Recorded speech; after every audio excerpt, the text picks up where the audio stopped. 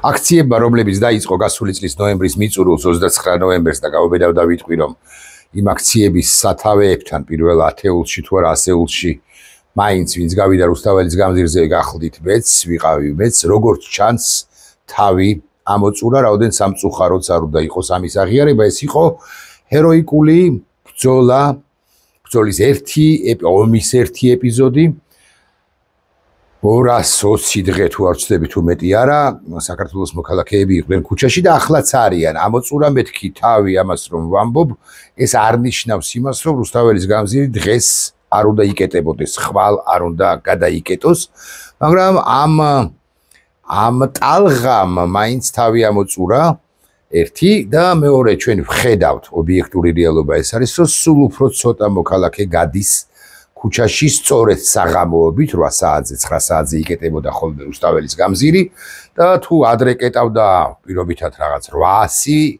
ან 1800 დემონსტრანტი ახლა კეტავს 80 ან შეიძლება 40 ან 37 ან 35 დემონსტრანტი და აჯარიმებენ ხოლმე მათ და ისი თქვენ რომ მოქალაქეების ერთ ნაწილს 30-50-50 ჯარიმაც კი აქვს 50 ჯარიმა გამრავლებული 5000-ზე არ მინდა შემეშალოს და არის 250,000 ანუ თითქმის 100,000 დოლარი.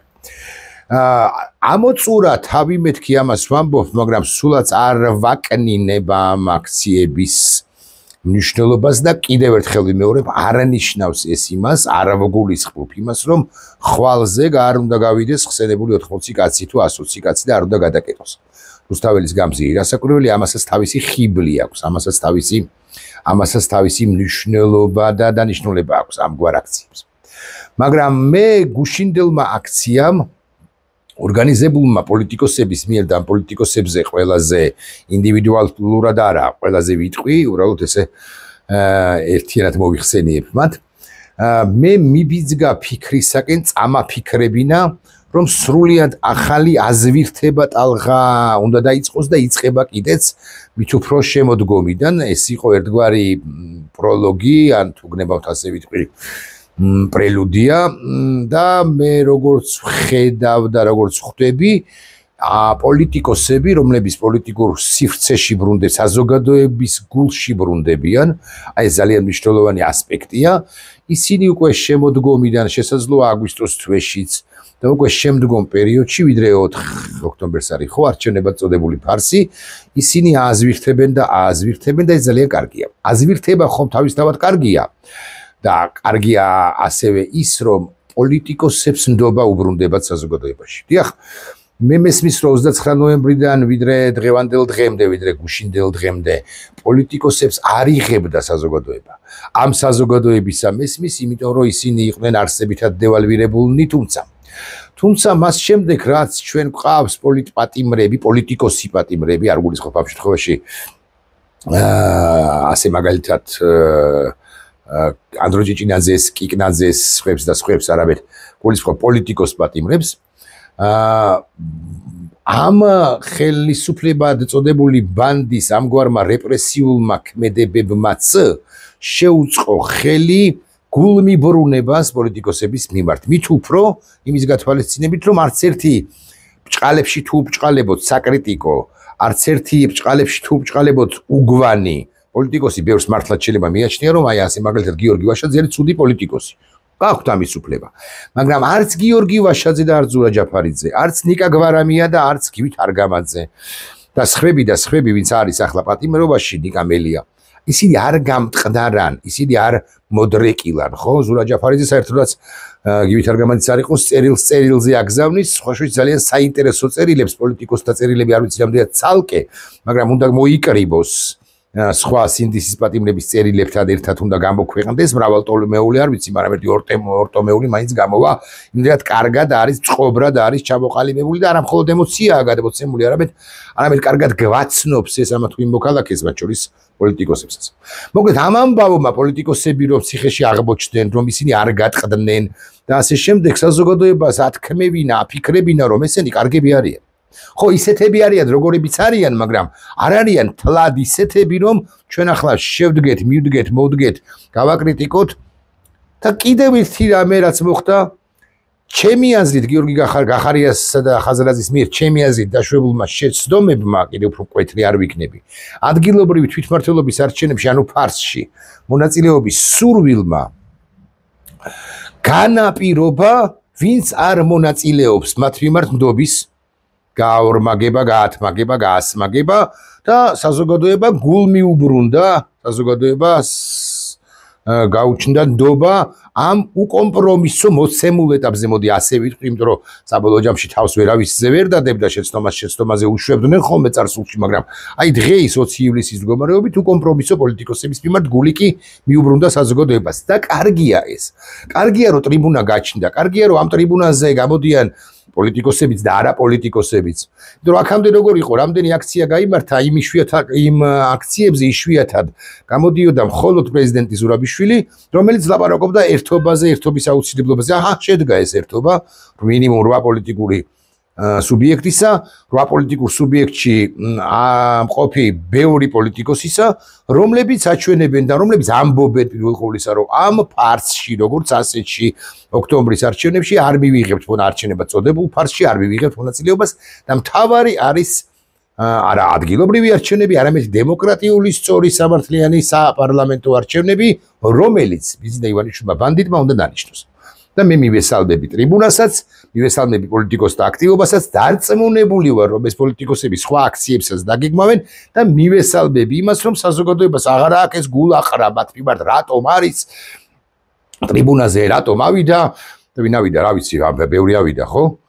არავის ან ცოტას თუ აქვს მაგალითად საპრეტენზიო ასე მაგალითად ლევან ცუსქირიძის მიმართ, იმიტომ რომ ის მაინც ახალ შემოსულია პოლიტიკაში, აკადემიური სექტორიდან მოსულია, მაგრამ რატომ ავიდა რომელიმე სხვაო, შეიძლება ამბობდა ამას საზოგადოების ერთი ნაწილი და ახლა როგორც მე ხვდები, აღარ უფსტვენენ, ესე ვიტყვი და ეს ძალიან კარგი, ანუ მიმღეობა, მიმღებლობა არის მაღალი. მე უფრო მაღალი. აზვირთდება თუ არა ამ კითხვას თუ ვუსვამთ საკუთარ თავს, მე მგონი რომ აზვირთება სხვა რა გზა გვაქვს მეთქი, ასაც ვიკითხავ, ხო? ჩვენ უნდა შევცვალოთ ხელისუფლება, ძალაუფლება უნდა დაუბრუნდეს ხალხს. ეს ყველაფერი რასაკვირველი დამოკიდებულია ხარ რუსეთის თეორიაზე რო არ ვილაპარაკოთ, თეორიაზე რომელიც რუსეთსაც გულისხმობს, რუსეთის გავლენებზე რო არ ვილაპარაკოთ, ცხადია არის, მაგრამ ეს ყველაფერი დამოკიდებულია უპირველეს ყოვლისა კი არა, უმთავარეს ყოვლისა, სწორედაც რომ ბიზინა ივანიშვილზე. ბიზინა ივანიშვილმა უნდა გვაჩვენოს რომ ნელა-ნელა თუ სწრაფ-სწრაფად იხებს უკან და აქ ხა იმ ვერსიას წამოვაყენებ, რომელიც შესაძლოა პოლიტიკოსებმაც არ მომიწონონ, რომლებიც ახლა შევაქე, ხო? მაგრამ საინტერესო ვერსია კი არის ჩემი აზრით. ბიზინა ივანიშვილმა უნდა დაიწყოს დათმობები და დათმობების თვალსაჩინოება იქნება პოლიტიკური დაკლა, ეს ტერმინი მაქვს მოფიქრებული ეხრახანია, იმ ტიპებისა, უშუალოდ იმ ტიპებისა, რომლებსაც 26 ოქტომბრის არჩევნები გააყალბეს და 26 ოქტომბრიდან 28 ნოემბრამდე მართეს ქვეყანა, 28 ნოემბერს მოახდინეს კიდევ ერთხელ სახელმწიფო გადატრიალება. და ვიდრე აეხლა უკვე ივლისის მიწურულია, ივლისის ბოლომდე მართავენ ამ ქვეყანას აბსოლუტურად უკანონოდ, არის ხუნტა. de jure წოდებული, de facto de jure წოდებული ხუნტა. აი ბიზინა ივანიშვილი de facto de jure-აც აღარ არის, ხო? არ არის, ხო? მაგრამ აი კობახიძე ასე მაგალითად არის de jure წოდებული ხუნტა. ხო და de jure წოდებული ხუნტა უნდა დაკლას, შეგვწიროს, შემოგწიროს. ოღონდ წავიდეს კობახიძე და მოვიდეს რომელიმე უკაცრავად რუსულისთვის და კობახიძე აბრაზდი, რომელიც გამოასხივებს კიდევ იმას, რომ გააყალბებენ მომავალ არჩევნებს საპარლამენტოს, რომელსაც უთუოდ ჩანიშნავენ, ეს არ გვაწყობს. ანუ თუ მიდის, თუ გაუშვებს კობახიძეს, თუ შეაწმენს მას ხელებს, თუ მას თუ თავად ბიზინა ივანიშვილი იქცევა პილატედ, რომელმაც ხელი დაიბანა, მან ბიზინა ივანიშვილმა უნდა დანიშნოს იმგვარი ტიპი, რომელიც 2, 3 ხუთ ნაბიჯს და ნაბიჯი 5 ნაბიჯი დაიხებს უკან და იტყვის რომ პრინციპში ჩვენ თანახმა ვართ და ნახეთ ეს ვერბალურად შეიძლება ეს არ იყოს და თქვა ალბათ არ იქნება მაგრამ ეს უნდა გვაჩვენოს ეს უნდა გამოასხივოს ჩვენ თანახმა ვართ არა მხოლოდ რიგ გარეშე არჩევნებზე ასე მაგალითად მაისში მომავალი წლისა არამედ თანახმანი ვართ რომ დავთმოთ ძალაუფლება და მე ახალი პრემიერი სიკინჭილაშვილი ვამბობ რომ პარლამენტის თავმჯდომარე არ არის ეგრა მაგის პასუხი ანუ აგვარი ეს პაპუაშვილი არც იუბკაში და არც იუბკის გარეშე ის არ წარმართავს პროცესებს ამ პარლამენტად წოდებულ ბანდაში ვინ არის მის ადგილას სიმართლე გითხრათ არ ვიცი არ ვიცი ოღონდ მაგრამ ახალმა პრემიერად წოდებულმა პირმა მაგალითად სიკინჭილაშვილმა კუჭავამ უნდა თქვას რომ უკლებ ჩვენ შევდივართ ინიციატივით რომ ყველა რუსული კანონი გაუქმდა აი ეს იქნება გამოსხივება 1 2 3 4 24-ში მიღებული 23-ში ინიცირებული 24-ში ინიცირებული მერე ეს პირველი რუსული კანონი ხო მერე სხვა კანონები ოფშორების შესახებ კანონი არა ოფშორების აუწყებლობის შესახებ კანონი აგენტურის შესახებ კანონი ფარა რამდენიმე იყო იცით დაახლოებით 1/10 კანონი აქვს მიღებული უკანონო ახალმა პრემიერმა გვარად სიკინჭილაშვილმა პირობითი გვარია ცხადია ეს უნდა გავაჩვენოს ანუ ბიზნესმა უნდა დაავალოს რომ შენ მოდიხარ კობახიძის ადგილზე იმიტომ რომ ეს კომპრომისული ნაბიჯები გადადგა ეს დათმო ცენტრალური საარჩევნო კომისია მობრძანდით ოპოზიციის წარმომადგენლებო ვაკომპლექტებთ ესე ასე და ასე ესეც უნდა თქვას და ასე შემდეგ და მაისამდე უნდა მივიდეთ არჩევნებამდე როგორმე ეს არის ერთი სცენარი მე ამ სცენარის შედგება მეთქი მოხდება მეთქი ახსრულდება მეთქი ვერ გეტყვით ეს არის ყველაზე უფრო ან ხოლმე ვიტყვი იმგვარი სცენარი რომელიც ბიზინა ივანიშვილს თუ რამ ჭკუა შერჩენია ასე უნდა გააკეთოს სხვა სცენარი არის სალომე ზურაბიშვილსაც აქვს ნათქვამი ხო ჩამოშლა ამ ხელისუფლებად წოდებული ბანდისა როცა ერთი კლანი ასე მაგალითად ღარიბაშვილისა უკვე ღიად იტყვის იმიტომ რომ ფულს ვეღარ შოულობს ან ნაკლებად შოულობს ან კობახიძის კლანმა ჩაანაცვლა ან ავიწროებს კუთხეში ამწყდებს იტყვის თავს კი არ მოიკლავს რიჟვაზისავით ხო ცელობა კი არ ექნება იტყვის რომ კობახიძე ჩვენ გვავიწროებს კობახიძე არის ამ კორუფციულ სქემებში კალაძე არის იმ კორუფციულ სქემებში და ეს ვერტიკალი ქართული ოცნების სახელისუფლო ვერტიკალი პარტიისა მათ შორის ჩამოიშლება კლანები გადაეკიდებიან რა ერთმანეთს და პარტია როგორც ასეთი დაიშლება მე ამ სცენარზე დანახმავარ ესეთი მომწონს მხიბლავს მე უფრო შორსაც მივდივარ და მე მგონია რომ მომავალმა საარჩევნო ცენტრალურმა საარჩევნო კომისიამ რეგისტრაციაში იმ შემთხვევაშიც კი თუ მოინდომებს ქართული ოცნება გატარებას ანუ მონაწილეობას სამაისო არჩევნებში უხეშად სამაისო არჩევნებში ხო თუ მაისში იქნება არც უნდა გაატაროს ქართული ოცნება ანუ მას არ უნდა კობახიძესთან თუ სხვასთან ერთად არც უნდა მიეცეს შესაძლებლობა რომ გააყალბოს არჩევნები ეჭვის დონეზეც კი არ უნდა გქონდეს ფიქრის დონეზეც კი არ უნდა გქონდეს რომ ისინი უკაცრავად ესეთი გამოგონილი სიტყვაა მაგრამ მაინც რუსულიდან თარგმნილი სიტყვაა მაგრამ მაინც გამოიომებენ არჩევნების შედეგებს გამოიომებენ არჩევნებს და რა გინდა რა მეთოდით კვლავ გააყალბებენ და შეინარჩუნებენ ძალაუფლებას ამიტომ მე პირადად იმ სცენარის მომხრე ვარ რომ ქართული ოცნება ჩამოიშალოს, ქართული ოცნებას მის ნარჩენებს არ კონდეთ არჩევნებში მონაწილეობის უფლება, ქართული ოცნება საერთოდ გაუქმდეს და ბიზინა ივანიშვილი არ ვიცი one way ticket თუ ქვია. ამას არ ვიცი ოღონდ სად სიმართლე გითხრათ, იმიტომ რომ როცა ფიქრობ შენ მის საფრანგეთში ვერ მიდის. მაღალზე მაღალი ალბათობით ის ბრაზილიაში მიდის, ჩემი აზრით ყოველ შემთხვევაში.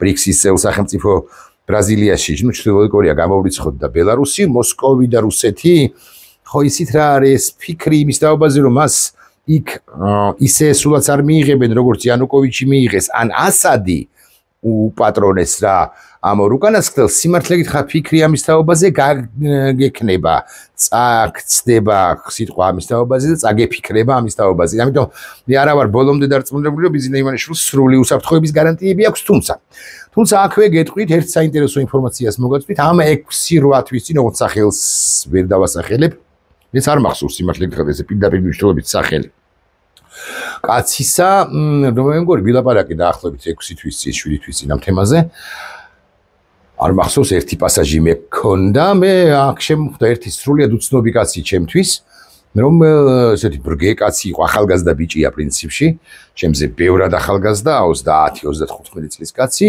რომელიც არჩევნებრივად ლაპარაკობს რუსულად რომელიც რამდენადაც მახსოვს არის აფხაზეთიდან მაგრამ აი პრაქტიკულად არც ახსოვს 33 წლის წინ ესე იგი 32 წლის წინ დაკარგული დროებით დაკარგული აფხაზეთი შესაბამისად ძალიან პატარა იყო როცა მის მშობლები წამოვიდნენ უცხოვრიათ მის მშობლებს მოსკოვში ან რუსეთში მოსკოვში და ასე შემდეგ თუმცა გაიზარდა ამასობაში ჩრდილოეთ კავკასიაში როგორც ამიხსნა ყოველ შემთხვევაში მოძრაობდა დადიოდა და ასე შემდეგ ამომეცნაურა და არა მაქვს მე მის მიმართ ეხა განსაკუთრებული ნდო, იმიტომ კი არ ვიცნობ საერთოდ პრაქტიკულად. მაგრამ მან მითხრა მე ამბავი ერთ წუთს ჭორი დავარქვათ, რომ ბიძინა ივანიშვილი მოსკოვში, სადღაც პადმასკოვიეში იშენებს სრულიად ახალ სახლს. და ის დამპირდა რომ გამომიგზავნიდა ფოტოებს, სადაც მისი ნაცნობ მეგობრები მუშაობენ მშენებლებად, მუშაობენ და ეს იქნება რაღაც ფეშენებელური ვილა, ამდენი და ამდენი რაღაც კვადრატულობაც მითხრა თუ არ ვცდები, მიწის ფართობისა და არა მაინც და მაინც შენობა ნაგებობისა, ახალ სახლს იშენებსო და დამისვა ესეთი კითხვა შე როგორ მგონია რატომ? ნუ ხე თუ ეს ასეა, მე ხო არ ვიცი ეს ასეა თუ არა, მაღალი ალბათობით, იმიტომ რომ მას ის იტოვებს წასასვლელ ალაგს. სივრცეს მოსკოვში აქვს ბიძინა ივანიშვილს ბინებიდან არა სახლი, მაგრამ ახალ სივრცეს იშენებს, იმიტომ რომ დასავანებელს იქნება და იშენებს ახალს მეთქი, ახალი დასავანებელი უნდა და რატომ უნდა უნდოდეს ეხა მოსკოვი თუ პადმასკოვი, იმიტომ რომ იქ გადაბარგდეს რამე რომ იყოს, მაგრამ ეს მოსკოვის უსაფრთხოა კი. დღეს ხოთაშორის დაიკეტა მისი ყველა აეროპორტი, იმიტომ რომ მოფრინდნენ ჩიტები. ასე უნდა თქვა, დრონები. და ეს და უკაცრავად კიბოდიშებთ, მაგრამ ბიზნეს მიმართავ მისენაზე, это только начало. ხო, ან პუტინს მიმართოთ, это только начало, ხო? ან ბიზნეს ქვევით ვინც არიან მათმა ნაწილმა ისის ალბათ რუსული, это только начало, დასაწყისია ეს ყველაფერი, მიფრინდებიან ჩიტები და არა მხოლოდ პატარა, არამედ უფრო დიდი, კიდევ უფრო დიდი, მე უფრო დიდი ჩიტები მიფრინდებიან მოსკოვსა შინა. კარგით, ეხა იმაზე არ ვილაპარაკოთ, რუსეთ-უკრაინაზე ერთხელ არ გამექცეს სიტყვა, მისკენ არ მიმყოს საუბარი. ხო და ბიზინამ უნდა დაკლას კობახიძე, მოიყვანოს ვინმე სიკინჭილაშვილმა უნდა გამოასხივოს, რომ ქართული ოცნება თმობს და ეს არის ბიზნესთვის საუკეთესო ვარიანტი. მე პირადად მგონია კი არა, კარგი იქნება და უცნაურ სიტყვას ვიტყვი ახლა, დასჯად სიტყვას ვიტყვი ერთის მხრივ თუ მეორეს მხრივ, მაგრამ ისე მოზომილად ვიტყვი, რომ მეორე მხრივ ბანდიტები არ ან ნაკლებად მედაონ. მე მგონია, რომ ჩვენ უნდა წავიდეთ რევოლუციურ დასჯადი რომ არ იყოს, ამ სიტყვას დავამატებ რევოლუციურ ცვლილებებზე, ანუ უნდა ჩამოემხოს ეს ვერტიკალი ქართული ოცნებისა, რომელიც ღალატობს ამ ქვეყანას. და არჩევნებს მასთან ერთად, მის პირობებში, მის მიერ ჩატარებულს, მაგრამ მასთან ერთად არჩევნებს როგორც ასეთი მნიშვნელობა არ აქვს. გავა თუ არა ეს დაახლოებით 30%-იანი სამწუხაროა, მაგრამ მაინც 30% რომ აქვს ამ პარტიას პლუს მინუს. პარტია სივრციდან ხო, ანუ აიგრძალება, დაიშლება, ჩამოიშლება, გაიქცევიან ბიზინა მოსკოვში, ღარიბაშვილი კახეთში, რაღაც თოხი დაიჭირა, არა თოხი, არ ვიცი, რა ხდება? ხო, კობახიძე ღმერთმა უწყის სად ემგონიო ფსიქიატრიულში. თორე არა გვაქვს. კარგი, კი არა პრაქტიკულად არა გვაქვს. ფსიქიატრიულში სადმე უცხოელში. იუბკაში მყოფ იუბკის ჩაცმისა რო ეშინია იმ პაპუაშვილთან ერთად. ეს ყველაფერი გადაობა. ხო?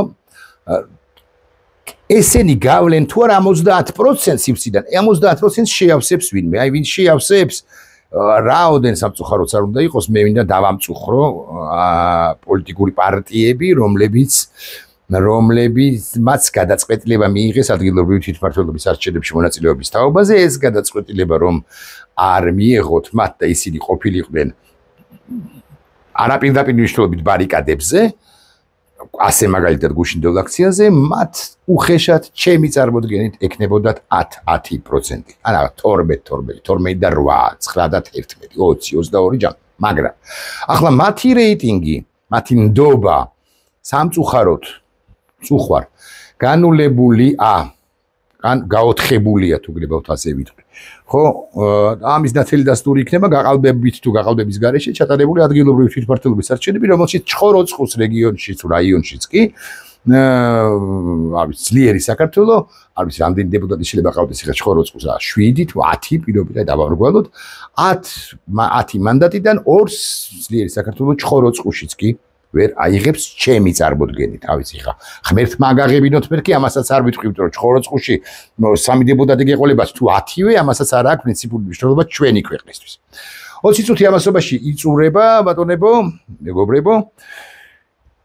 ბიზნესო რომ სახლს იშვენებს ამასთან და ამას ჩემთვის ძალიან მნიშვნელოვანია რომ ბევრმა მაყურებელმა ნახოს და ძირითადი მესიჯები რომელსაც გთავაზობთ, ის დაიჭიროს ხოლმე. აი ეხლა როდები თქვა და სათაურად გამოვიტანო ისეთი აკადემიური სათაური რო ჰქონდეს ამ ვიდეო ბლოგს, კარგი იქნება, განაცუდი, მაგრამ აი დაკვირვებული ვარ სამწუხაროდ რომ აკადემიური სათაური როგორც კი გამომაქვს ხოლმე, ხო, არ ვიცი, არ ვრცელდება ეს ინტერნეტში, უყვარს მთელი მსოფლიოს მასშტაბით, მარტო საქართველოს საზოგადოებას არ ვაბრალებ ჭყალებში.